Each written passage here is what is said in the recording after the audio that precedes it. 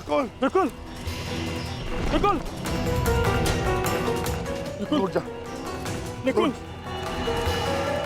देखिए ना भ्राता भीम, क्या हुआ है नकुल को? ये कुछ बोल क्यों नहीं रहा? नकुल नकुल उठ जा। नकुल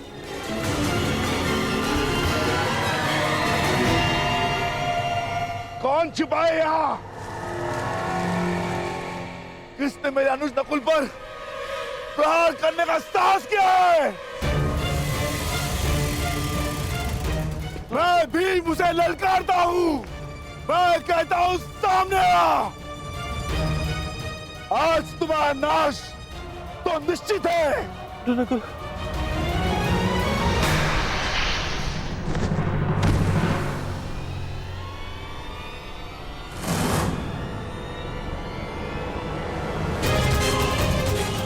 अरे ये क्या हो गया?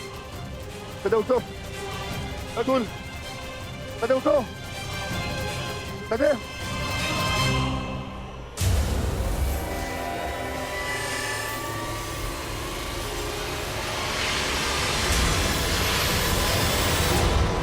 भ्राता भीम!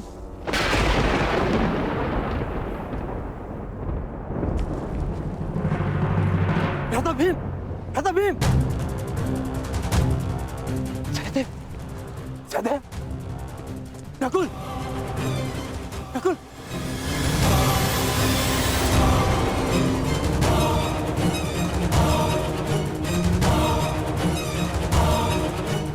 जो महाबली भीम को गिरा सके वो किसी सामान्य मनुष्य की वश की बात नहीं। तुम अवश्य कोई मायावी हो, तुम जो भी हो, यक्ष, किन्नर, गंधर्व, मायावी, पिशाच, प्रेत, मेरे समक्ष प्रस्तुत हो और मेरे भाइयों को जीवित करो, अन्यथा अपने प्राण देने के लिए तत्पर हो जाओ।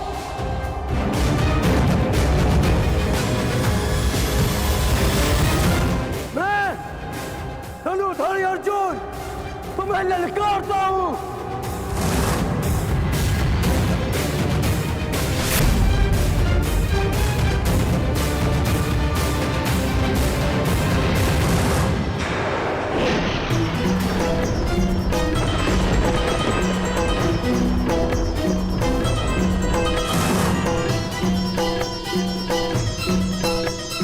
पांचाली,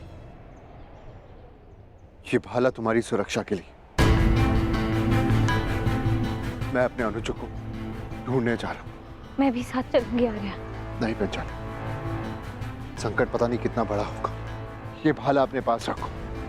और हाँ, यदि मैं ना लौटा तो तुम सुरक्षित पांचाल लौट जाना। परंतु पांचाली, ये मेरी आज्ञा है।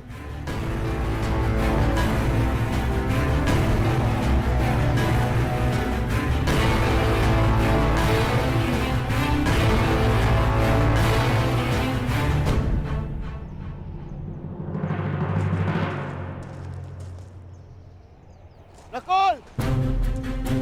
भीम! सहदेव!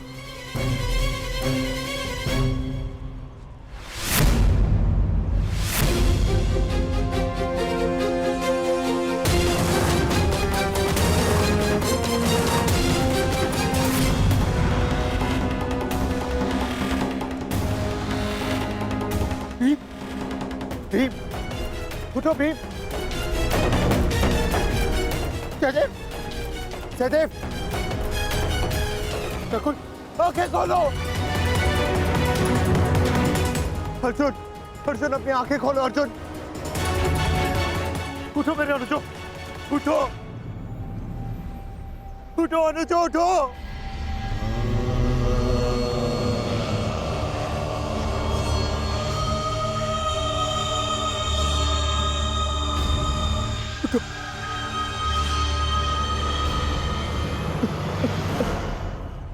ज्येष्ठ, कैसा ज्येष्ठ, युद्ध में हारे जाने के पश्चात भी जिन्होंने मुझ पर अपना विश्वास नहीं हारा, उनकी सुरक्षा मैं कैसे नहीं कर सका? क्या उत्तर दूंगा?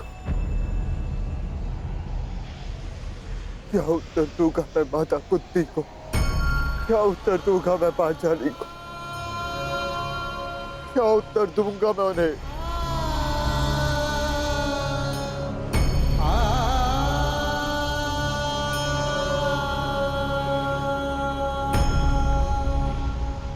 मैं नहीं चाहता कि आप कौन,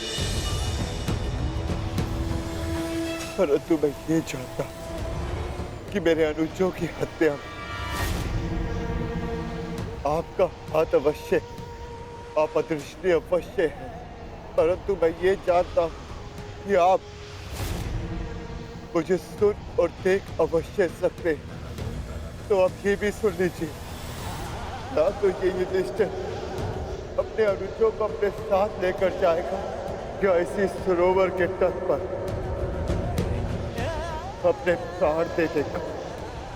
कृपा करके बताएं कि आप कौन है? मैंने तुम्हारे भाइयों की हत्या की है और तुम्हारे भाइयों का वध हुआ क्योंकि वो इसी के पात्र थे। उन्होंने मेरी आज्ञा की अवहेलना की थी। मेरे प्रश्नों का उत्तर दिए बिना मेरे सरोवर का जल लिया और युद्ध करने को प्रस्तुत हुए। अब तुम्हारी बारी है युधिष्ठिर। मेरे प्रश्नों का उत्तर दोगे या युद्ध का आह्वान? बिना शत्रु को जाने, बिना उसका मंतव्य पहचाने युद्ध करना धर्म नहीं। इसीलिए समक्ष प्रस्तुत होकर आप मुझे बताएं कि आप कौन हैं?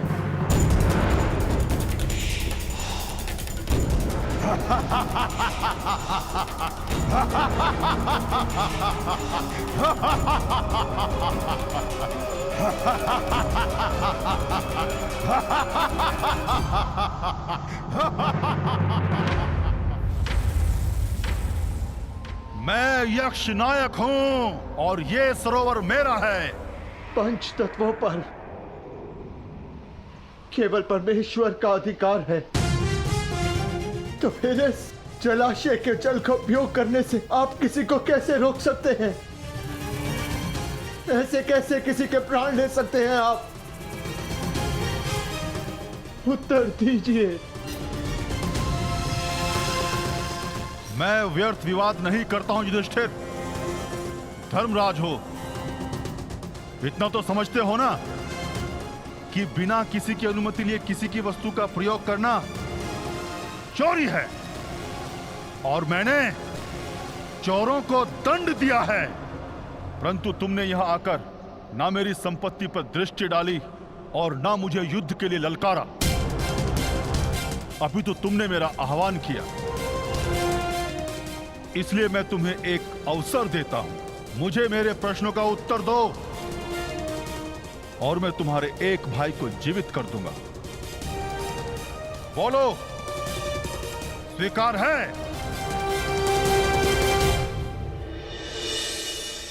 हे प्रभु, मैं नहीं जानती है कैसी लीला है, परंतु इस मां की परीक्षा मत लो। मेरे पुत्रों की रक्षा करो प्रभु, मेरे पुत्रों के। अपने भाइयों के पश्चात मुझे अपने जीवन का कोई मोह नहीं है महोदय।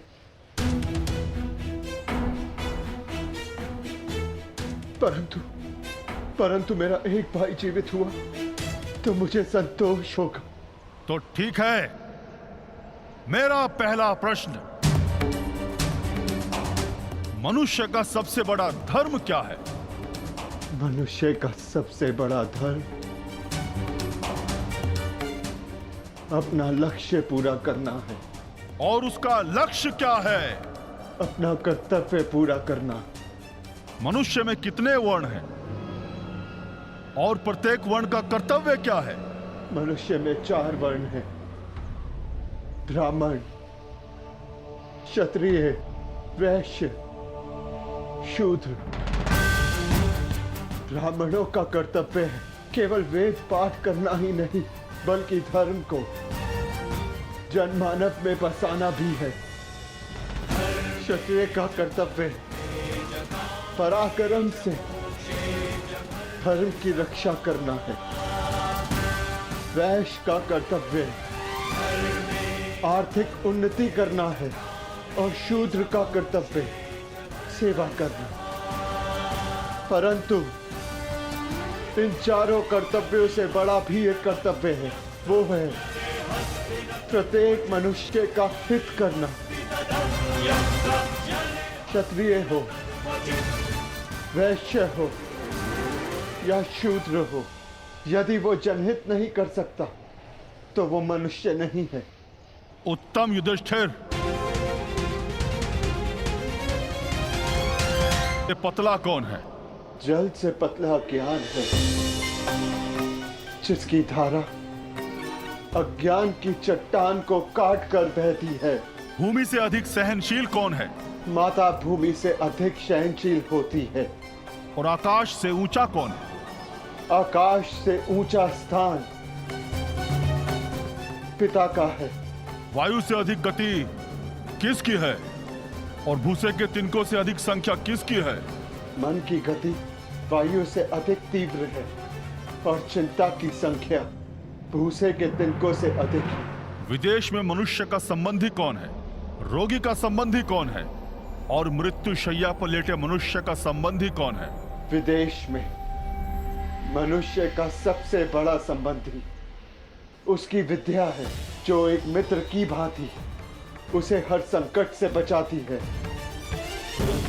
रोगी का संबंधी उसका चिकित्सक है, जो पत्नी और माता की भांति उसकी सेवा करता है।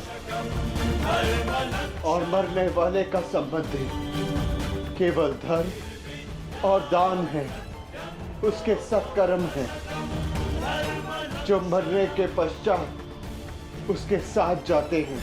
क्या है जिसके नाश से मनुष्य सबका प्रिय बन जाता है?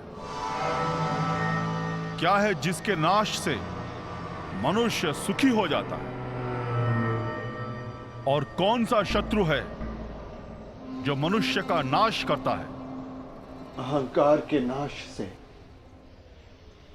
मनुष्य सबका प्रिय हो जाता है। कामनाओं के नाश से वो सुखी हो जाता है। और वो शत्रु जो मनुष्य का नाश करते वो क्रोध है। अंतिम प्रश्न युधिष्ठिर, बताओ, संसार का सबसे बड़ा आश्चर्य क्या है? मनुष्य प्रतिदिन सहस्त्रों को जन्म लेते हुए देखता है, सैकड़ों को मरते हुए देखता है, जो जानता है कि उसे भी एक दिन मर जाना है, फिर भी सदा जीने की चाह रखता है। ये संसार का सबसे बड़ा आश्चर्य है। तुमने मुझे संतुष्ट किया युधिष्ठिर, मैं प्रसन्न हुआ। बताओ, तुम्हारे किस भाई को जीवित करूं?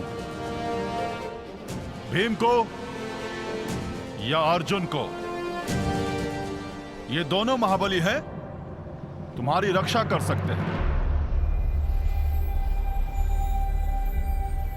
मनुष्य की रक्षा ना भीम से हो सकती है, ना अर्जुन से। मनुष्य की रक्षा यदि हो सकती है तो केवल उसके धर्म से। और मेरा धर्म कहता है कि जो मेरे लिए सबसे पहले दांव पर लगा, जिसने मेरी प्यास बुझाने के लिए सबसे पहले अपने प्राण दिए, मेरा वो अनुज नकुल जीवित हो जाए। हमारी दो माएं हैं, एक माता कुंती का पुत्र मैं जीवित हूं और दूसरी माता मादरी का पुत्र नकुल जीवित रहे। अति उत्तम युधिष्ठिर, जो विपत्ति में भी न्याय और धर्म का साथ नहीं छोड़े वही सफल होता है। तुम अपनी परीक्षा में सफल हुए।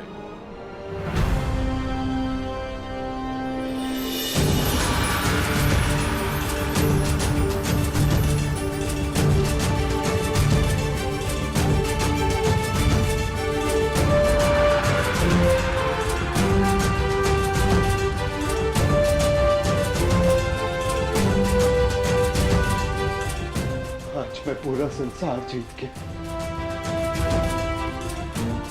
मेरे पांचों भाई मेरे साथ हैं। मुझे किसी की कामना नहीं।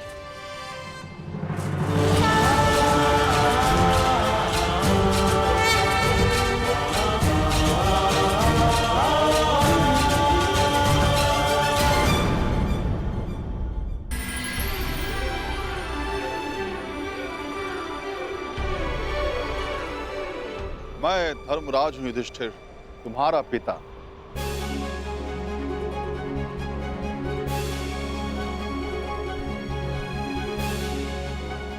मैं तुम्हारी परीक्षा ले रहा था। मैं जानना चाहता था कि होने वाले महायुद्ध में क्या तुम न्याय कर पाओगे, और मुझे विश्वास हो गया कि तुम सदा न्याय और धर्म की स्थापना करोगे। विजय भाव पुत्र, विजय भाव।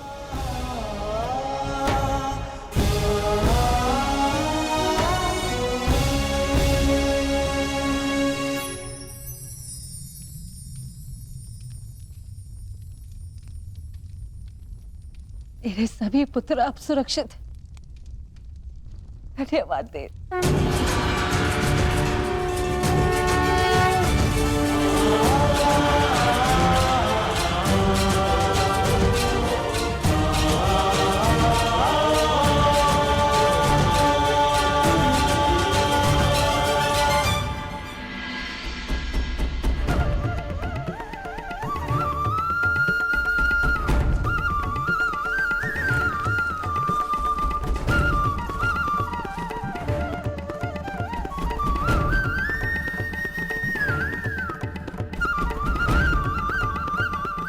प्रणिपात वासुदेव।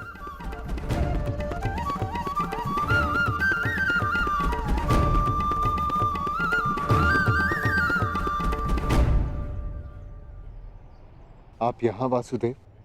हाँ धर्मराज, तुम एक परीक्षा में भले ही सफल हो गए, परंतु मैं यहां अगली परीक्षा के लिए तुम्हें सावधान करने आया हूं। कैसी परीक्षा माधव? अज्ञातवास की परीक्षा अर्जुन, जो सरल नहीं होगी। क्या उसके विषय में कुछ सोचा है? जैसे वनवास कट गया वैसे ही अज्ञातवास भी कट जाएगा माधव। नहीं युधिष्ठिर, मनुष्य को अपनी कठिनाइयों से निकलने के विषय में पहले सोच लेना चाहिए, क्योंकि कठिनाइयों का लाभ उठाने के विषय में उसके शत्रु पहले सोच लेते हैं। असंभव! कैसे हो सकता है ये? पांडव बचकर कैसे निकल गए?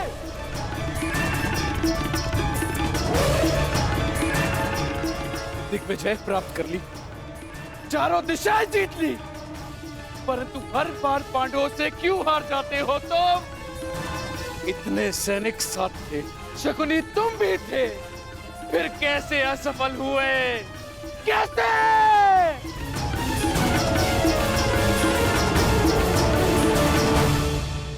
रुष्ट ना होइए महाराज, हम असफल नहीं हुए,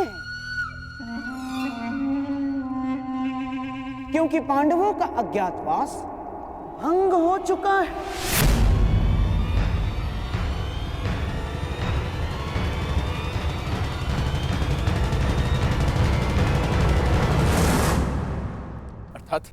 अर्थात ये महाराज कि अंगराज कर्ण ने पांडवों को अज्ञातवास में देखा था।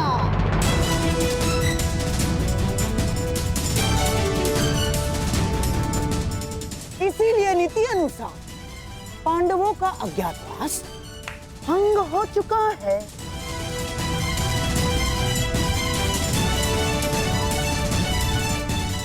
है ना कर्ण?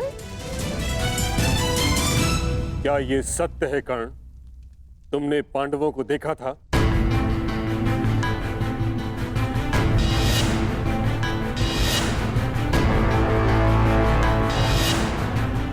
जानता हूं पुत्र, तुमने अवश्य पांडवों को देखा है, परंतु अब समय है कि उनके विरुद्ध एक और अधर्म को होने से रोका जा सके। उत्तर दो कर्ण, क्या तुमने पांडवों को देखा था? जी, देखा था।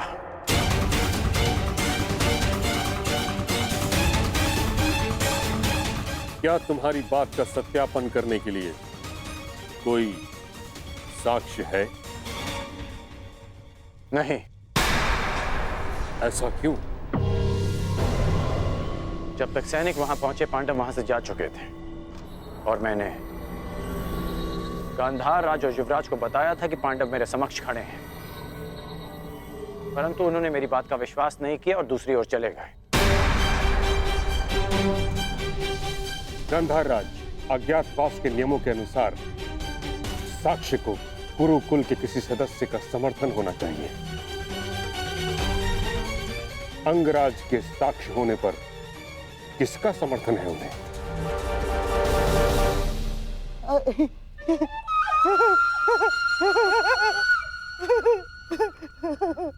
अंगराज कर्ण की बात पर कौन अविश्वास कर सकता है महामहिम? और उनके साक्ष्य होने पर स्वयं कुरुवंश के सम्राट दुर्योधन का समर्थन भी है, हैं? हाँ, मुझे अपने मित्र कर्ण के ऊपर पूर्ण विश्वास है।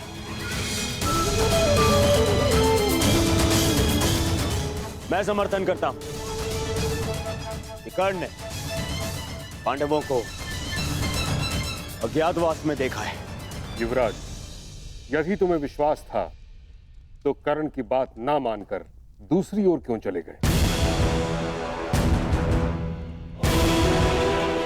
और आप गांधार राज, यदि आपको कर्ण की बातों पर विश्वास था तो आप उसके पास क्यों नहीं गए?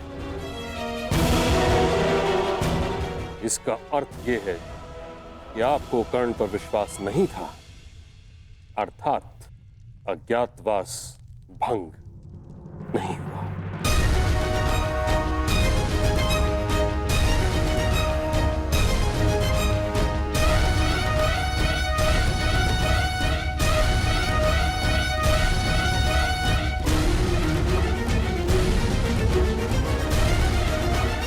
कि अब किया क्या जाए? खोज।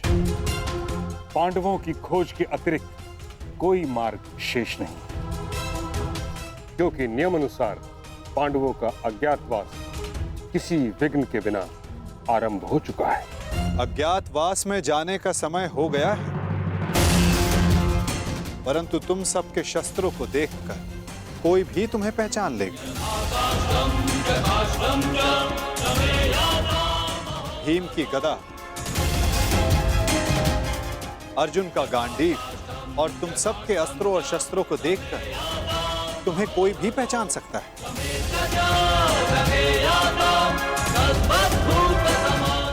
इसीलिए जाने से पूर्व इन्हें छिपा देना आवश्यक है। परंतु कहां माधव? यदि किसी ने यह शस्त्र ढूंढ लिए तो? कोई भी स्थान सुरक्षित नहीं है। स्थान सुरक्षित नहीं होता अर्जुन, स्थान सुरक्षित किया जाता है। मैं समझा नहीं माधव। अपने अस्त्रों और शस्त्रों को नीचे रखो।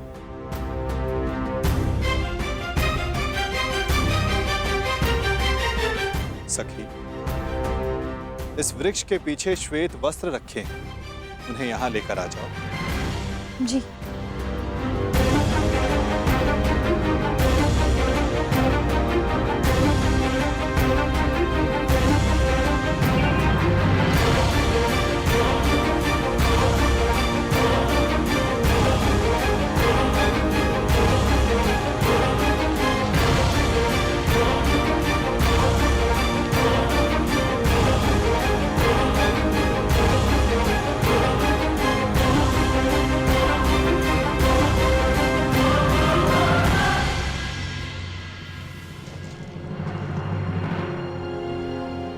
अब जो भी इसे देखेगा उसे यह प्रतीत होगा कि ये एक मृत शरीर है।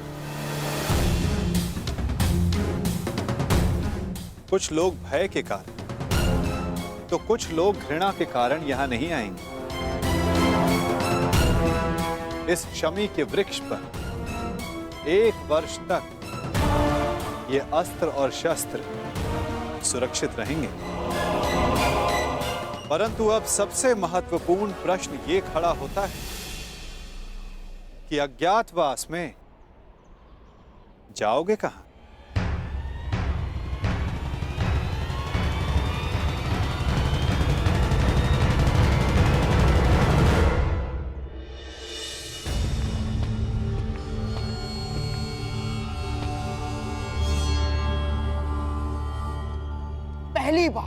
पहली बार किसी ने भरी सभा में शकुनी को मूर्ख सिद्ध किया है कर्ण,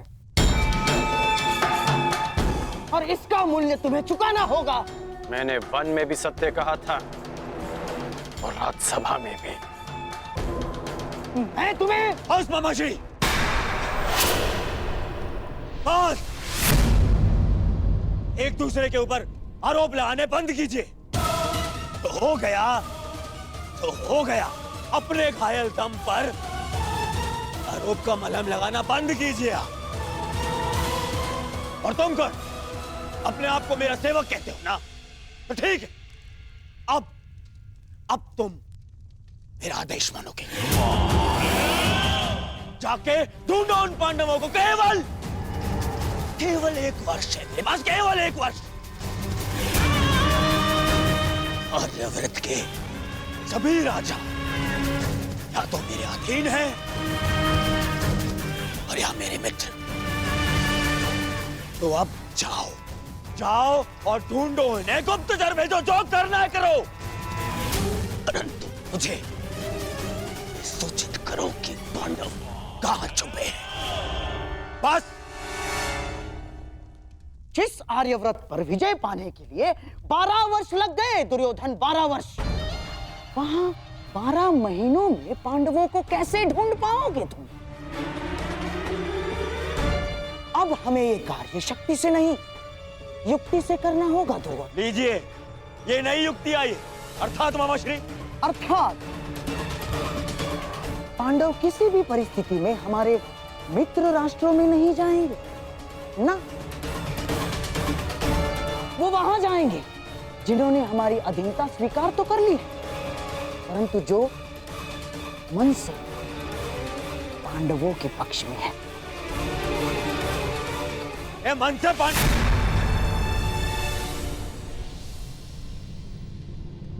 द्वारका। दुर्योधन को लगेगा कि तुम सब द्वारिका में छिपे हो, इसलिए वो अपने गुप्तचर द्वारिका और तुम्हारे मित्र राजाओं के यहां भेजेगा। और यदि वो कहीं असावधान होगा तो केवल उस स्थान पर जहां स्वयं उसके मित्र हैं। क्योंकि मनुष्य अपनी खोई हुई वस्तु कभी अपने ही आंचल में नहीं ढूंढता। मैं समझा नहीं, आपका संकेत क्या है वासुदेव? तुम विराट नगर जाओ युधिष्ठिर। विराट नगर के राजा केवल नाम के राजा हैं और वहां पर शासन रानी सुदेशना के भाई कीचक का चलता है। और कीचक दुर्योधन का सबसे परम मित्र है, इसलिए दुर्योधन कभी सोच ही नहीं पाएगा कि तुम सब वहां छिपे। सूर्य भले ही मेघों में छिपा, परंतु उसका तेज बाहर आ ही जाता है। ठीक उसी प्रकार मनुष्य भी प्रकृति से भिन्न व्यवहार नहीं कर सकता दुर्योधन, ना?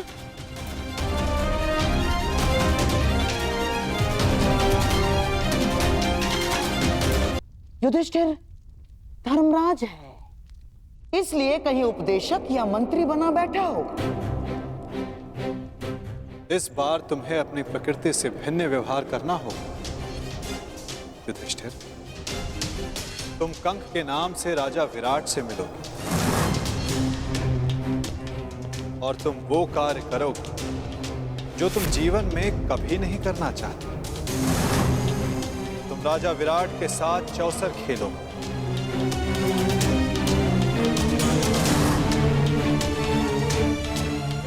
प्रणिपात, प्रणिपात महाराज।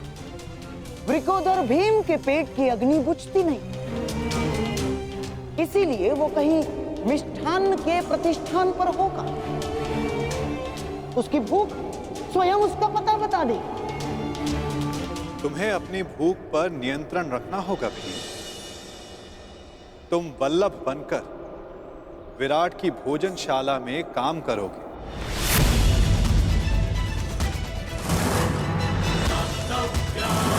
और अपनी भूख पर कड़ा नियंत्रण रखोगे।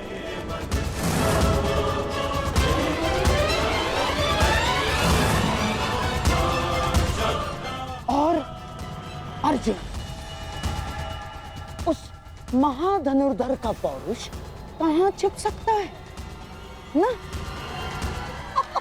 वो कहीं होगा सैनिक के वेश में अपना पौरुषत्व दिखाएगा। और तुम पार्थ, समय आ गया कि उर्वशी से मिले श्राप को वरदान सिद्ध करने का। तुम्हें 1 वर्ष के लिए अपने पौरुष को त्यागना होगा। नपुंसक बृहन्नल्ला बनकर तुम राजा विराट की संगीतशाला में कार्य करो।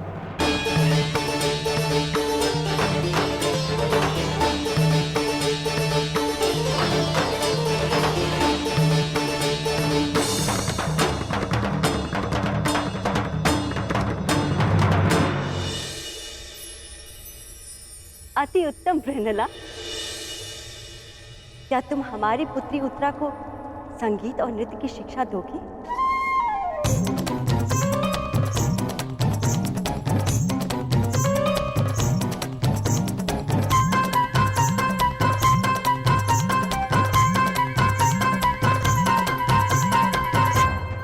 अवश्य महारानी, मैं आपकी अपेक्षाओं पर खरी उतरूंगी।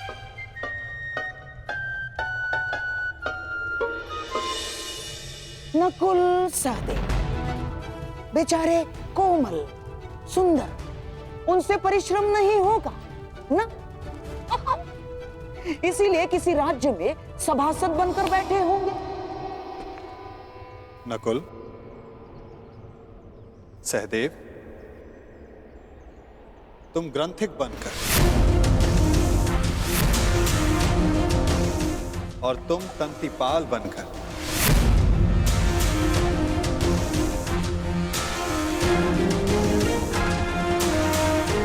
विराट नगर की गौशाला और अश्वशाला में कार्य करो।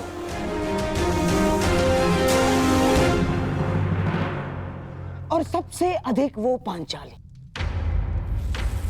उसका तेज, उसकी आंखों की ज्वाला कहां किसी से छिप सकती है दुर्योधन? और तुम सखी, तुम्हें अपना दर्प छिपाने के लिए सबके समक्ष घूंघट में रहना होगा।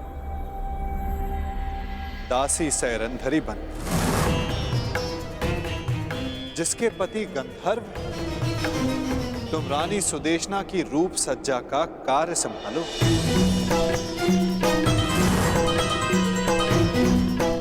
सैरंधरी, ये तो अति उत्तम है कि तुम सदा घूंघट में ही रहोगी, क्योंकि हम नहीं चाहते कि तुम्हारा रूप देखकर विराट राज्य तुम्हारे वश में हो।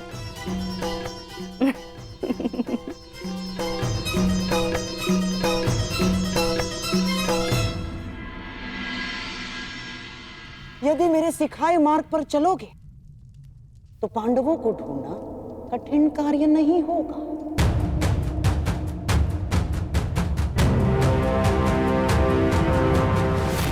भूल कर रहे हो गांधार राज, पांडव पकड़ में नहीं आएंगे। मगध, छेदी, सभी राज्यों से हमारे गुप्तचर रिक्त हाथ लौट रहे हैं।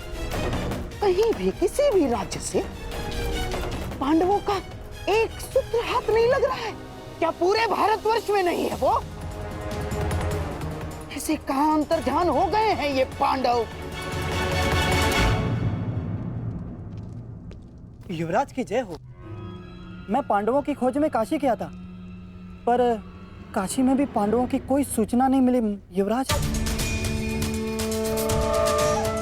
तुम्हारा साहस कैसे हुआ मेरे सामने आने का? कैसे साहस हुआ? कैसे साहस हुआ?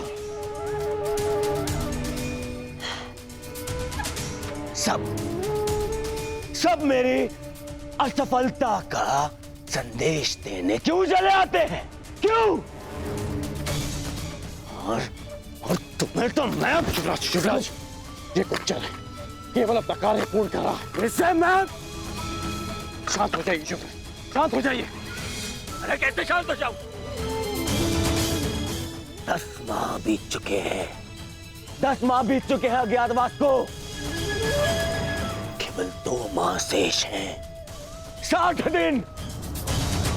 अब तक उन पांडवों की सूचना नहीं मिली तो आगे क्या मिलेगी? और तुम अब तक यहीं खड़े हो। इससे पहले कि मैं तुम्हारा वध कर दूं, चले जाओ यहां से। जाओ।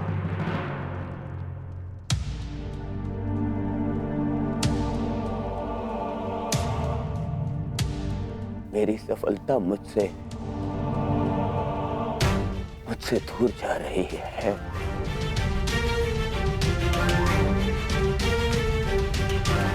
और मेरा मित्र तो मुझसे पहले ही दूर जा चुका है।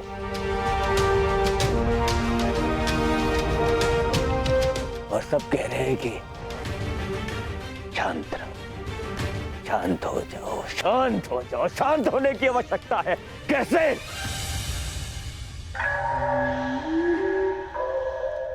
शांत होने की कोई आवश्यकता नहीं है दुर्योधन,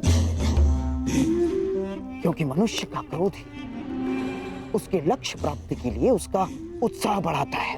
परंतु हाँ, क्रोध ही 2-धारी तलवार है दुर्योधन।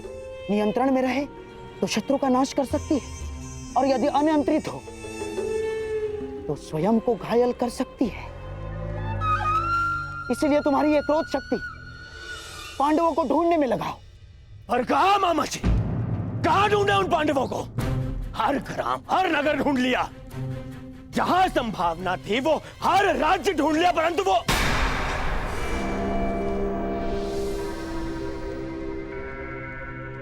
कहीं ऐसा तो नहीं कि हमें जहां ढूंढना चाहिए हमने वहां नहीं ढूंढा। हमारे किसी मित्र राज्य में। हाँ दुर्योधन, हर जगह तो नहीं ढूंढा है हमने पांडवों को।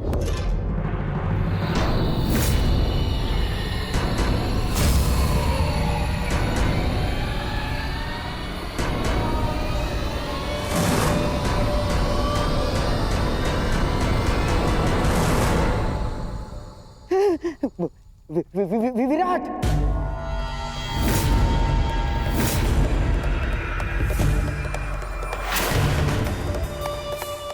विराट में ढूंढना शेष है।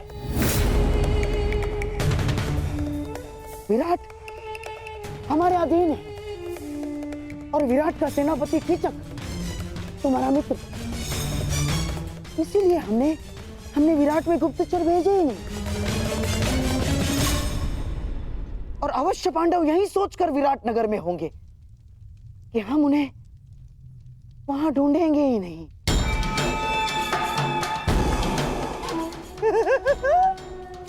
परंतु अब पांडव बचेंगे ही नहीं दुर्योधन। आज ही मैं अपने गुप्तचरों को विराट जाने की आज्ञा देता हूं। आज ही। नहीं, वहां गुप्तचर नहीं जाएंगे।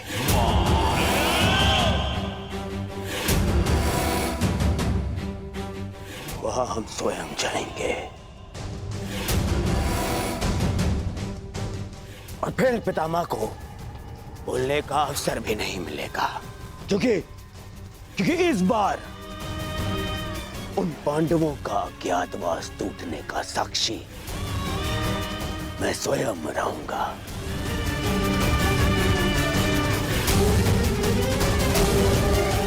और फिर कीचक मेरा परम मित्र है।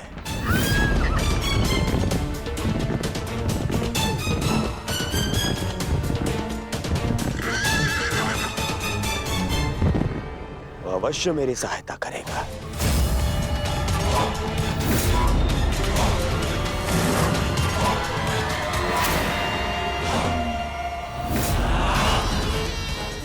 कीचक कहने को सेनापति है, परंतु वास्तविकता में विराट का पूरा नियंत्रण उसी के हाथ में।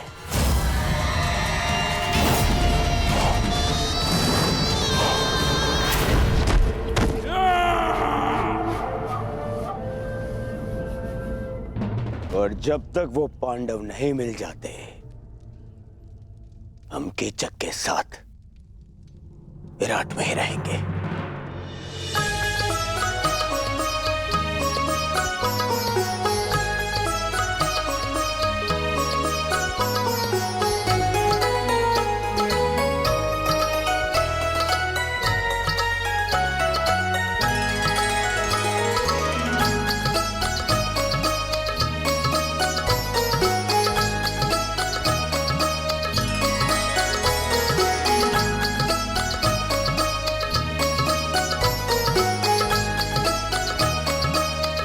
नृत्य का अभ्यास हो रहा है भांजी उत्तरा।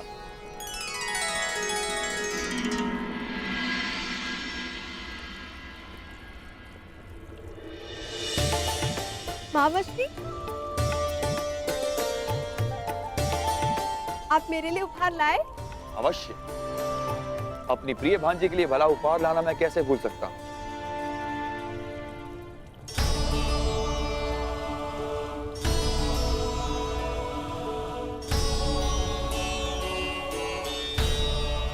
ये क्या महावश्री, फिर से वस्त्र? ये कोई साधारण वस्त्र नहीं है उत्तरा। कलिंग राज्य का सबसे श्रेष्ठ वस्त्राकार के हाथों का बुना मलमल है। जब आपको मेरे मनचाहे वस्त्र लाने ही नहीं होते हैं, तो आप पूछते ही क्यों है कि क्या मंगाना है? आप भूल गए, मैंने आपसे घुंघरू मंगवाए थे। मेरी प्रिय भांजी उत्तरा, शीघ्र ही तुम्हें किसी बड़े राज्य की महारानी बनना है। फिर तुम्हारे एक संकेत पे सैकड़ों नर्तकियां अपना कौशल दिखाएंगी। तुम्हें साधारण घुंघरुओं की क्या आवश्यकता है? होने वाली महारानी हो, अपने वस्त्र आभूषण पर ध्यान देना चाहिए। इस नृत्य और वादन में क्या रखा है, इसका कोई लाभ नहीं। क्षमा चाहती हूँ सेनापति महोदय, परंतु संगीत साधना शस्त्र साधना से कम नहीं होती। वस्त्र आभूषण शरीर सजाते हैं, परंतु संगीत मन को संतोष का आभूषण देता है। शस्त्रों से किसी राज्य को तो जीता जा सकता है, परंतु संगीत मन को जीतने का माध्यम है। यदि तुम उत्तरा की शिक्षिका ना होती ब्रेनला, तो मेरे समक्ष मुख खोलने का दंड मृत्यु होता। तुम एक किन्नर हो, तुम्हें क्या भान की राजस्त्रियों का आचरण क्या होना चाहिए और राजपुरुषों का पौरुष क्या मांग रखता है। तुम तो ना पूर्ण पुरुष हो, ना पूर्ण स्त्री। जाओ, अपनी वीणा संभालो।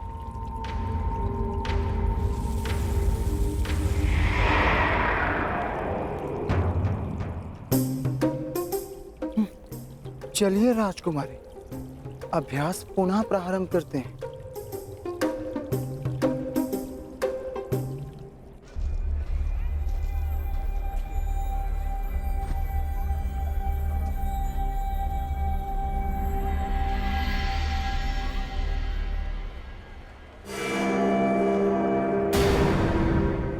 दुर्योधन, कहीं से तुम्हारे यहाँ होने का आह्वान तो नहीं हो गया? हाँ भैया, सुना हस्तिनापुर के युवराज दुर्योधन आए हैं। हाँ, सेनापति कीचक के अभिन्न मित्र हैं और अब तो वे दिग्विजय भी कर चुके हैं।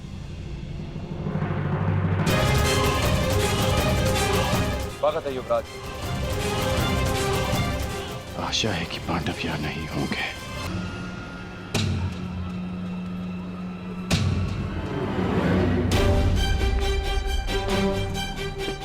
मुझे बाकी को भी जाकर सावधान करना होगा। कदाचित दुर्योधन को सूचना मिल चुकी है कि हम यहाँ पर हैं। राजमहल की ओर बढ़ रहे हैं, अर्थात भ्राता युधिष्ठिर संकट में है। सर्वप्रथम मुझे उन्हें जाकर सावधान करना होगा।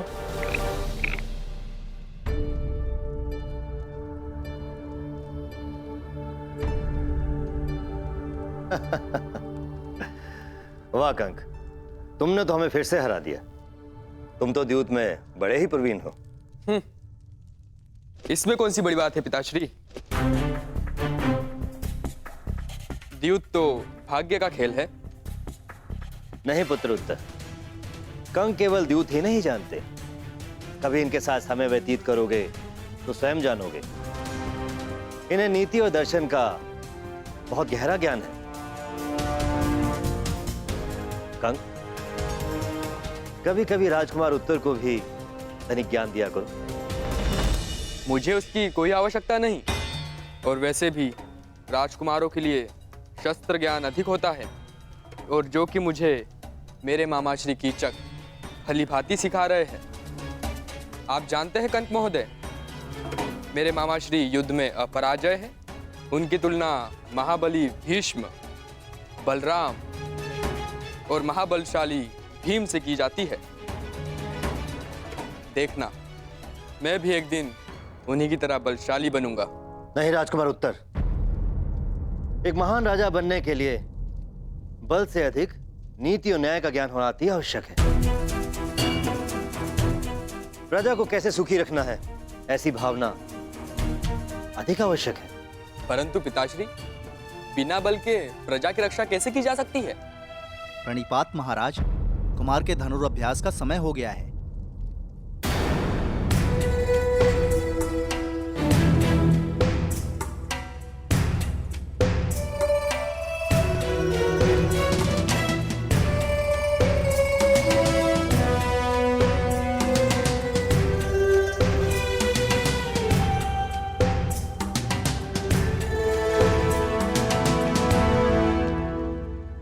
नकुल यहाँ क्यों आया था? अवश्य कि वो कुछ विशेष बात करना चाहता है। मुझे उत्तर को लेकर बहुत चिंता है कंक।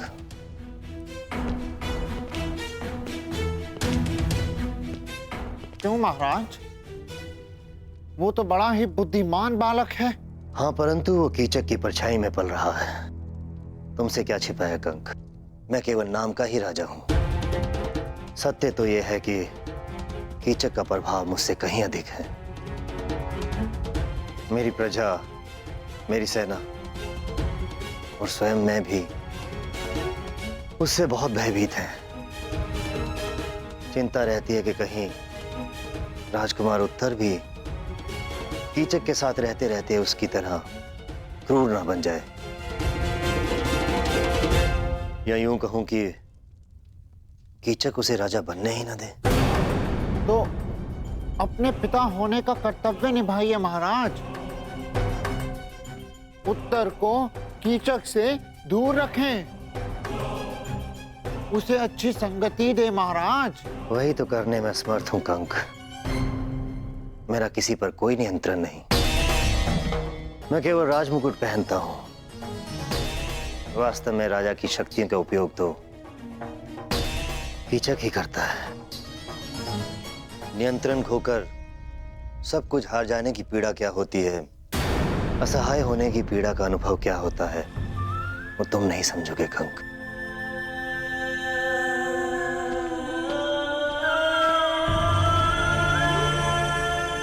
जी महाराज।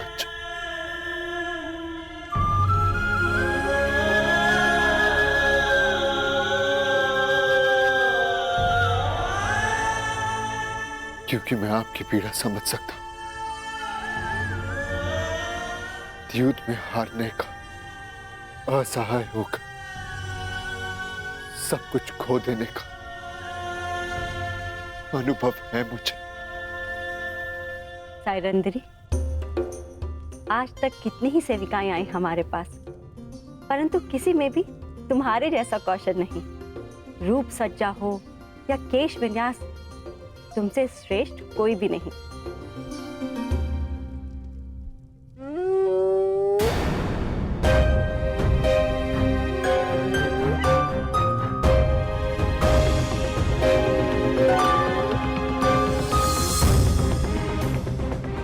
श्रृंगार पूर्ण हुआ महारानी, आज्ञा दीजिए, बहुत काम शेष है। अरे अभी कहाँ? हमें हमारे अन्य आभूषण कौन पहनाएगा? जी। उपहास कर रहे हैं हम। तुम जाओ, आभूषण हम स्वयं पहन लेंगे। अच्छा रुको,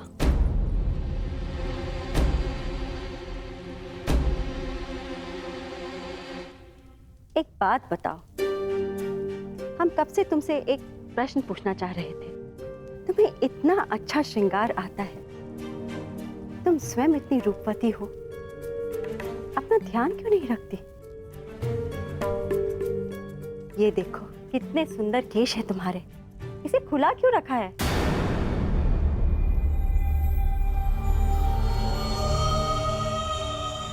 मेरे खुले केश आप पांचों को मेरे अपमान का स्मरण दिलाते रहेंगे। क्योंकि मेरे खुले केश किसी प्रतिज्ञा से बंधे हैं महारानी।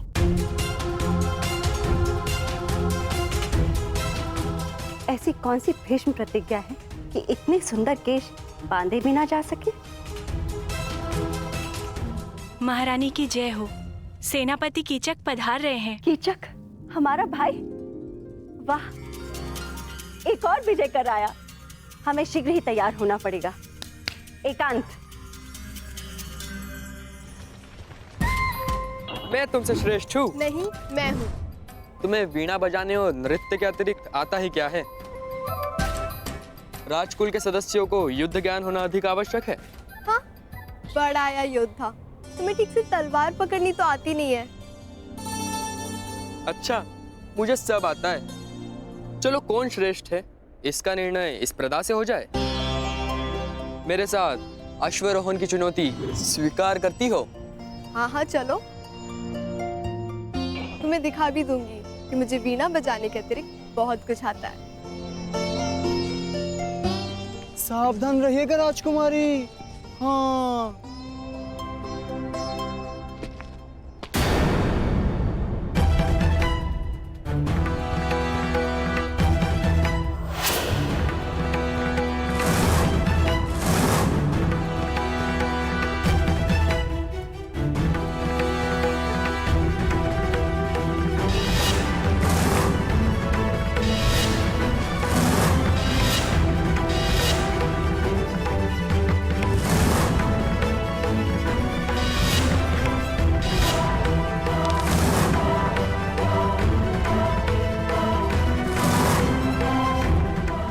स्त्री कौन है?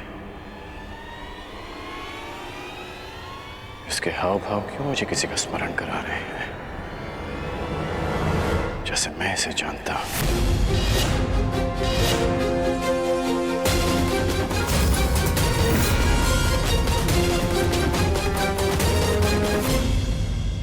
क्यों मुझे किसी का स्मरण करा रहे हैं,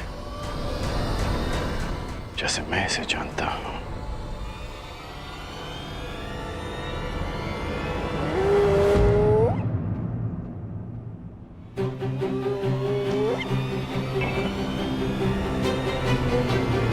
कर्ण,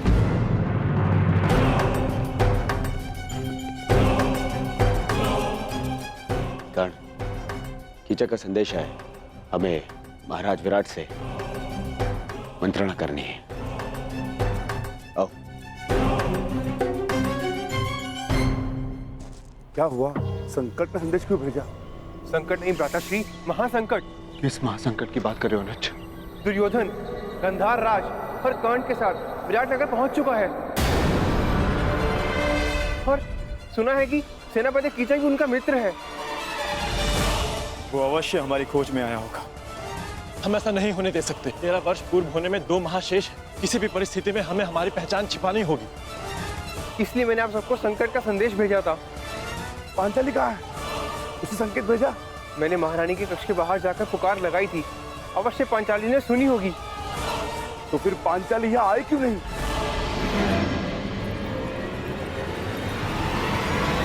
सैरंद्री, राज्यसभा में कुछ अतिथि आए हैं। उनके स्वागत के लिए पात्र वहाँ रखवाने हैं। क्षमा करना, मुझे कुछ विशेष कार्य से जाना है। सहायता करो ना सैरंद्री। अचानक से वो लोग आ गए और दास कम पड़ गए हैं। बड़ा ही आभार होगा। परंतु वो लता से ये राज्यसभा में ले जाओ। मैं अभी आती हूँ। चलो चलो जल्दी करो, महाराज रुष्ट हो जाएंगे। चलो। पांचाली इस समय महारानी की सेवा में, हो सकता है उसे यहाँ आने का अवसर ना मिला हो। यही तो चिंता है ज्येष्ठ कि पांचाली महारानी की सेवा में है। यदि पांचाली को महारानी ने बुलाया तो उसे राज्यसभा में जाना होगा। ठीक कहा तुमने अनुज, बिल्कुल ठीक कहा। पांचाली को दुर्योधन की दृष्टि से बचाए रखना अत्यंत आवश्यक है। ये मेरा उत्तरदायित्व है कि मैं पांचाली को राज्यसभा के समीप न आने दूं। अर्थात आपको दुर्योधन के समीप रहना होगा भ्राता। हाँ, पांचाली को पहचाने जाने से बचाना है तो मुझे ये जुआ अवश्य खेलना होगा। हम पांचों में से मैं ही हूं जो विराट राज के निकट जा सकता है। महाराज, हस्तिनापुर के युवराज ऐसे ही नहीं बन गए हमारे मित्र दुर्योधन। बड़ा बल है इनकी गदा में। विराटनगर का सौभाग्य है कि ये हमारे यहाँ अतिथि बनकर आए। अरे बस मित्र, आवश्यकता से कुछ अधिक ही प्रशंसा कर रहे हो मेरी मित्र। परम मित्र।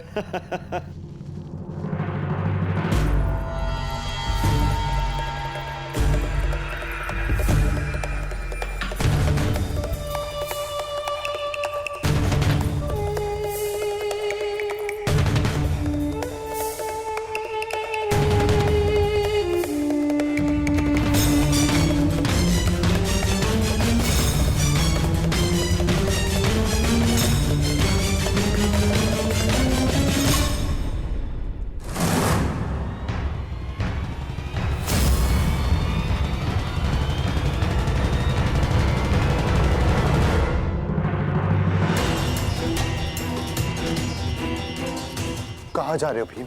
राज्यसभा में आपके साथ ज्येष्ठ। नहीं भीम, तुम सदा अति चिंतित और अति उत्साही हो जाते हो और ये दोनों ही अवस्था हमारे लिए घातक है। यदि पांचाली राज्यसभा में तो उसकी सुरक्षा का उत्तरदायित्व मेरा है भीम। तुम बस सतर्क रहो। जाओ, जाकर रसोई घर में मेरे लौटने की प्रतीक्षा करो। मैं वहां पर पहुंचता हूं। बस सावधान रहना, सावधान। ज्येष्ठ, सदा प्रतीक्षा ही तो करता रहा हूं मैं। हस्तिनापुर की राज्यसभा में आपके विजय की प्रतीक्षा करता रहा। परिणाम क्या निकला आप स्वयं जानते हैं। मैं अपनी भूल स्वीकारता हूं भी, परंतु कभी कभी आक्रामक होने के स्थान पर पीछे हट जाना ही श्रेयस्कर होता है भीम। हस्तिनापुर की राज्यसभा में जो कुछ हुआ उसके प्रतिकार के लिए लगभग 13 वर्ष हमने कष्ट सहे हैं भीम, और पांचाली ने भी। यदि तुम इस समय दुर्योधन के समक्ष प्रस्तुत हुए तो हमारी 13 वर्षों की तपस्या भंग हो जाएगी भीम।